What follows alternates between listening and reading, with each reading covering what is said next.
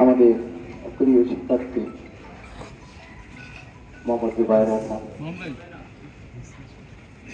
আমাদের সামনে নিথর হয়ে আছে।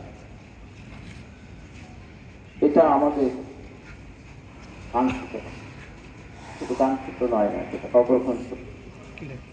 তাকে যেভাবে নৃশংসভাবে হত্যা করা হয়েছে তা মোটেও অগ্রহণযোগ্য। আমরা শুরু থেকেই এই বিষয়ে আমাদের যারা আইন শৃঙ্খলা রক্ষাকারী কর্তৃপক্ষ আছে তাদের সঙ্গে যোগাযোগ করে খুনিদের আইনের আওতায় আনার সহযোগিতা প্রদান করে যাচ্ছে। আমরা আইন শৃঙ্খলা রক্ষাকারী বাহিনীকে স্পষ্ট ভাষায় আমাদের সরকারের চিকিৎসা সাহেব যেটা বলছেন তাই যে একটা খুব দ্রুত সময়ের মধ্যে যেন তাদেরকে আইনের আওতায় নিয়ে আসা হয়। আমাদের জুবায়ের একটা সংগঠনের সঙ্গে যুক্ত ছিল, মাঝে মধ্যে আমার এখানে অনেক ভালো ছিল।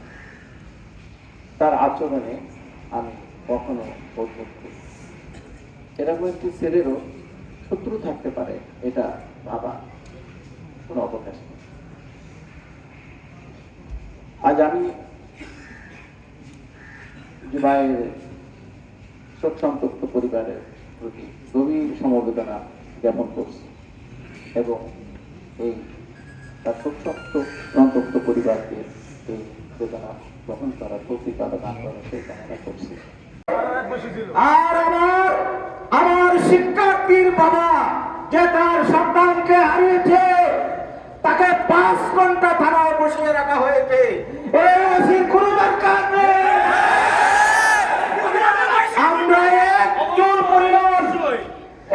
চুল পরিমাণ গাফিলতি এই ক্ষেত্রে সহ্য করা হবে না।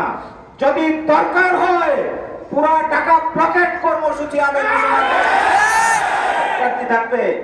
আমি লাশ সামনে রেখে আর কথা বলতে চাই না। আমাদের অগ্নিস্ফুলিঙ্গ যেটা সেটা আপনারা জ্বালানোর চেষ্টা করবেন না। আমরা আপনাদের পাশে আছি।